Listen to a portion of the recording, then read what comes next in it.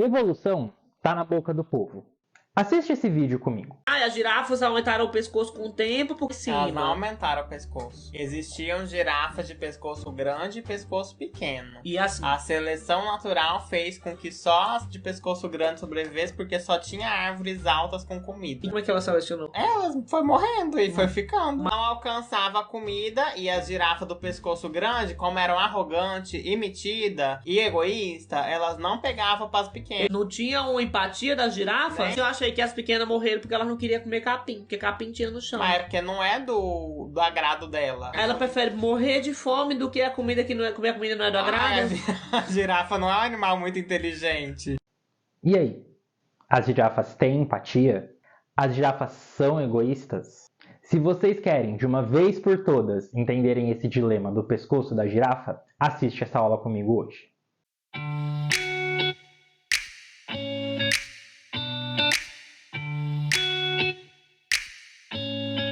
Sou o Jean, sou professor de Biologia e hoje a gente vai ter juntos uma aula sobre evolução. Os slides que a gente vai usar nessa aula, eles estão disponíveis na descrição do vídeo, vocês podem baixar à vontade. Aproveita, não se esquece de curtir esse vídeo, se inscrever no canal, compartilhar para os seus amigos que são burros, que não sabem Biologia, tenho certeza que vai ajudar bastante eles. Porque eu não tenho paciência para uma pessoa que está começando. Bora lá? Bom, quando a gente pensa em evolução, qual é a primeira coisa que vem na nossa cabeça? Pokémon? Talvez. Pokémon é melhor que Digimon? Com certeza. Evolução, quando a gente pensa biologicamente falando, a gente interpreta como um conjunto de mudanças que os seres vivos sofrem ao longo do tempo. Nem todo Pokémon evolui. Ser vivo, sim. Todo ser vivo, com o passar do tempo, ele vai acumulando mudanças que vai transformando a espécie que ele é. Evolução, na verdade, é uma das coisas que caracteriza todos os seres vivos. Uma das características que todos os organismos têm em comum é a capacidade de evoluir. Então vamos pegar, por exemplo, o ser humano, que é o que está mostrando aqui. Se a gente pega o ser humano de 7 milhões de anos atrás, até hoje a gente percebe grandes mudanças que eles sofreram, olhando só o crânio. Então, a gente percebe, por exemplo, que houve um aumento na caixa craniana das espécies de seres humanos mais atuais. Isso possibilitou que o nosso cérebro se desenvolvesse muito mais. A forma da nossa arcada dentária foi mudando com o passar do tempo também, indicando e possibilitando uma mudança na alimentação. Então, a gente interpreta a evolução, essa área da biologia, como a área que vai estudar as mudanças que os seres vivos sofrem ao longo do tempo e como isso influencia elas. Entra em questão agora uma parte importante, que é como que a gente sabe? Se a gente viu, por exemplo, no caso do ser humano, essa evolução, essa mudança que a gente sofreu, levou milhões de anos. A gente não conseguiria enxergar essas mudanças acontecendo. Então, como que a evolução ela deixa de ser só uma teoria e a gente consegue comprovar a existência dela? Através do que a gente chama de evidências evolutivas. As evidências evolutivas, elas são sinais que os seres vivos deixaram ao longo da existência deles, que comprova que eles foram mudando ao longo do tempo. Existem diversas evidências evolutivas, diversos desses sinais, indícios de mudança dos seres vivos ao longo do tempo. A gente vai ver algumas delas agora.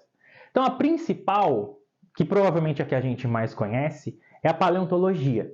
É a área da biologia que vai estudar os fósseis. Os fósseis, eles são restos que um ser vivo deixa. A gente tem 3 tipos de fósseis. O mais conhecido, por causa de Jurassic Park e dos museus, é a fossilização por mineralização, que é aquela que vai deixar as ossadas que a gente enxerga. Esse tipo de fossilização ele acontece quando um ser vivo ele morre, a parte orgânica do corpo dele, então músculo, pele, ele é decomposto, e os ossos eles ficam presos dentro das rochas, um tipo de rocha que a gente chama de rocha sedimentar. Quando isso acontece, essas rochas elas trocam minerais com os ossos de forma que ele consegue se manter razoavelmente intacto dentro dessas rochas. Quando a gente acha um tipo de rocha, a gente vai escavando ela, muitas vezes a gente encontra fósseis desse tipo. Outro tipo de fossilização que a gente tem é a fossilização por impressão. Nesse tipo de fossilização, o organismo ele deixa uma marca da existência dele no ambiente. Olha essa imagem aqui. O organismo ele morreu, caiu no solo, ele foi inteiramente decomposto, mas a marca, o formato do corpo dele ficou nesse solo, que quando ele se transformou em rocha, ele deixa essa impressão do corpo do ser vivo. Isso também é considerado um tipo de fóssil. Outro tipo que existe é a fossilização por conservação. Nesse tipo de fossilização, o ser vivo ele realmente se mantém inteiro conservado. Geralmente ele acontece através da formação de âmbar. Âmbar ele é formado quando seiva de árvore ela se solidifica e ela pode armazenar organismos dentro dela, mas também existem outras formas de fossilização por conservação. Por exemplo, organismos que vivem em ambiente muito gelado, muitas vezes o frio em excesso ele congela o ser vivo e mantém ele intacto por milhares de anos. Outra evidência evolutiva que a gente tem é a genética molecular. Esse tipo de evidência ele não se preocupa em analisar como um ser vivo ele era, mas ele vai analisar o parentesco entre espécies de seres vivos. Quando a gente analisa o DNA presente dentro de uma célula, a gente consegue comparar a semelhança entre esses DNAs. Quando eu pego o DNA de seres vivos diferentes e comparo, quanto mais semelhante ele for, mais aparentado, mais próximo são aquelas espécies de seres vivos diferentes.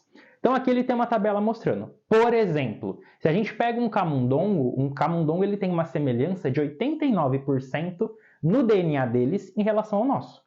Então uma semelhança de 89% é muito maior do que uma semelhança, por exemplo, de 26% de um verme. O que isso indica? Que um camundongo ele é muito mais aparentado, ele é muito mais evolutivamente falando próximo da gente do que um verme.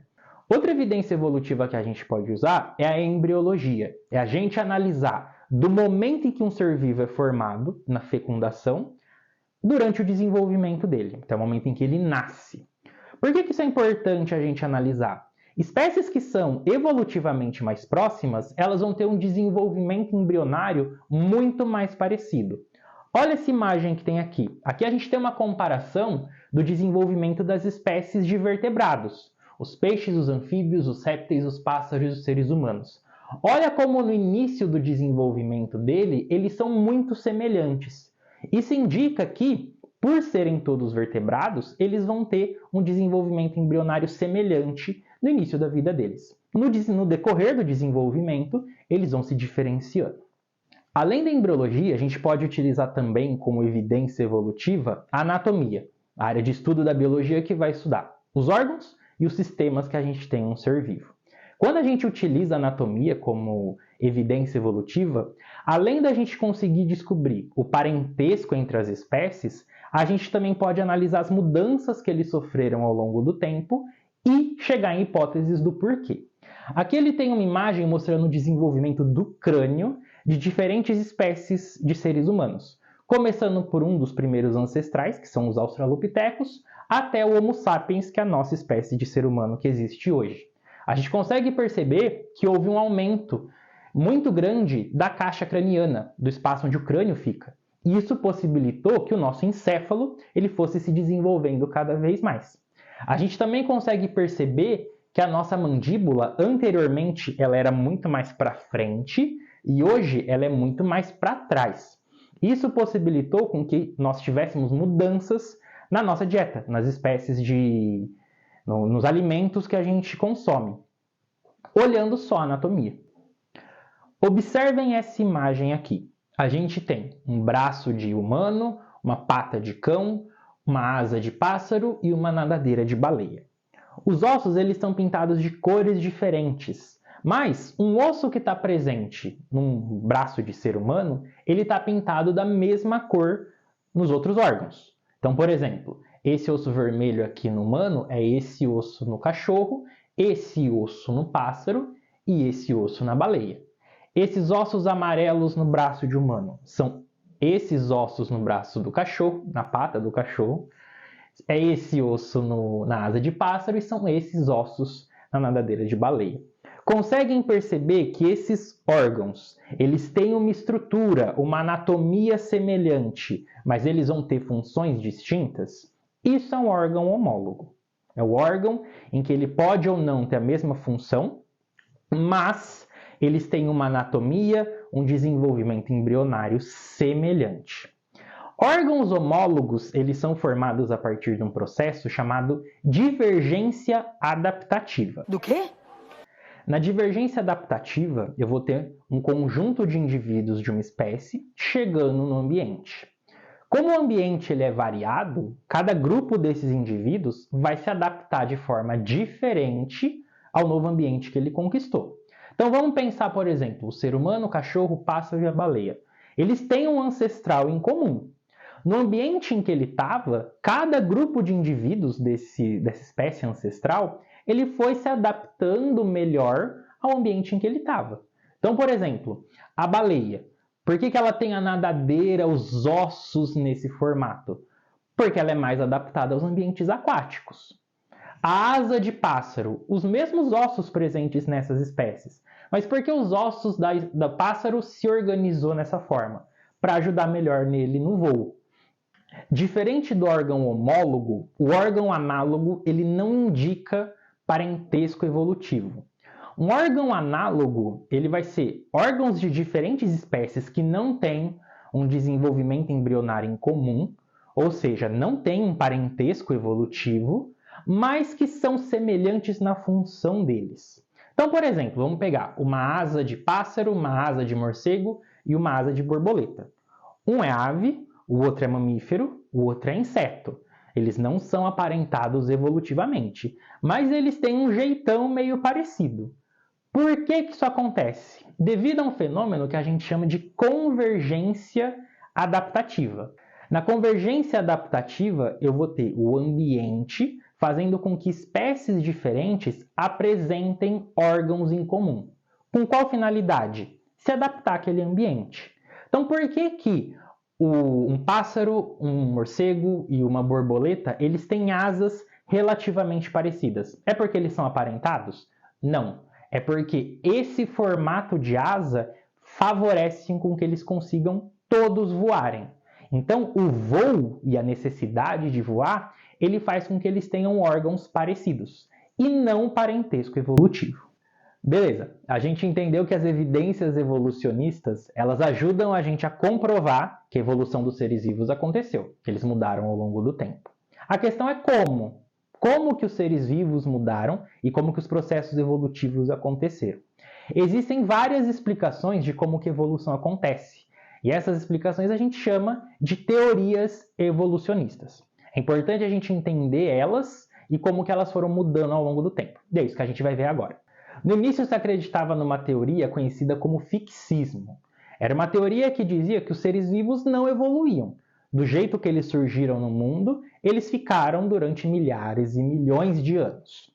Com o tempo foram desenvolvendo teorias que eram contrárias ao fixismo, de que os seres vivos eles foram mudando ao longo do tempo e, consequentemente, evoluindo. A primeira teoria evolutiva que surgiu foi uma teoria conhecida como Lamarckismo, proposta pelo Jean Lamarck.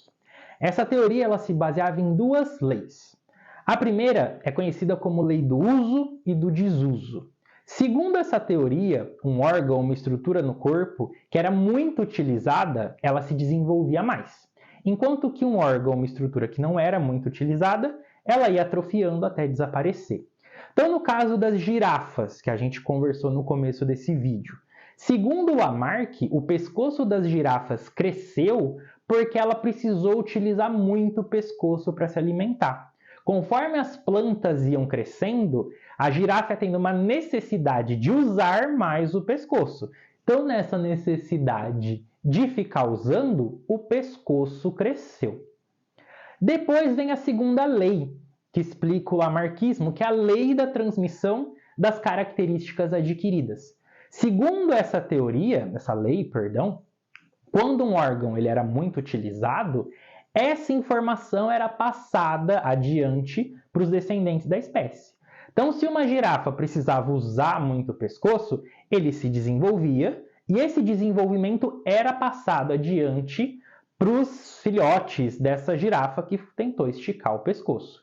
E essas características eram sendo passadas adiante para a espécie. Qual que é o problema da teoria do lamarquismo, da teoria do Lamarck? As características, conforme elas vão sendo modificadas, muitas delas não modificam o nosso DNA, que é o que a gente passa adiante para os nossos descendentes. Então a girafa ela pode esticar o pescoço dela o quanto ela quiser. O tamanho do pescoço é definido geneticamente. E mudar o pescoço, o tamanho do pescoço, usar mais ou menos, não muda o nosso DNA. E, consequentemente, não é passado adiante para os nossos descendentes. Por isso que o lamarckismo ele não é uma teoria tão aceita hoje em dia. A próxima teoria ela foi proposta pelo Charles Darwin e é conhecida como darwinismo. O darwinismo ele se baseia na lei da seleção natural.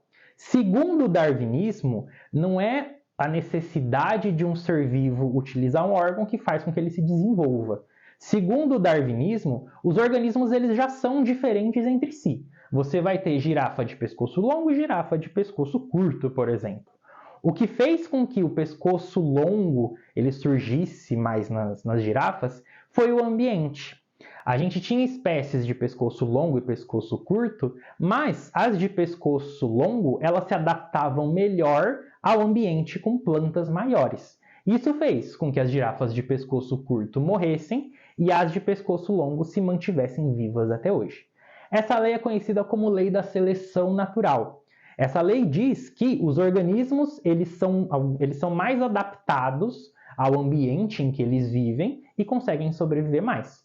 Aqueles que não são bem adaptados morrem e não passam essas informações adiante. Qual que é o problema da teoria do darwinismo? O darwinismo ele é uma teoria aceita até hoje. O que o darwinismo não conseguiu explicar era porque os organismos são diferentes. Por que existia girafa de pescoço longo e girafa de pescoço curto? Daí surge, então, a terceira teoria evolutiva, a mais atual, que é a teoria conhecida como neodarwinismo. O neodarwinismo ele une os conhecimentos evolutivos propostos pelo Darwin com os conhecimentos genéticos propostos pelo Mendel, que é conhecido como pai da genética. Quando a gente une a evolução com a genética, surge o neodarwinismo, também conhecida como teoria sintética da evolução. Segundo essa teoria, o que explica a diferença entre os seres vivos é a variabilidade genética. Cada ser vivo ele tem um DNA diferente dentro das células deles que possibilitam características diversas. Existindo essa variabilidade genética e essas diferenças, a seleção natural ela vai agir possibilitando a adaptação da espécie, fazendo com que aqueles que tenham os DNAs mais adaptados ao ambiente em que vivem sobrevivam por mais tempo. O que explica a variabilidade genética é a ocorrência de dois fenômenos que a gente vai estudar na nossa segunda aula, que são as mutações e as recombinações genéticas. São esses processos que fazem com que exista variabilidade no DNA e, consequentemente, a seleção natural possa selecionar aquelas espécies mais adaptadas. Bom, galera, foi isso por hoje. Espero que vocês tenham gostado da aula. Se vocês gostaram, comentem. Se não gostou, comenta também, não tem problema. Na nossa próxima aula, a gente vai falar dos mecanismos micro e macroevolutivos. É um assunto bem legal e importante. Espero vocês lá, então. Beijos!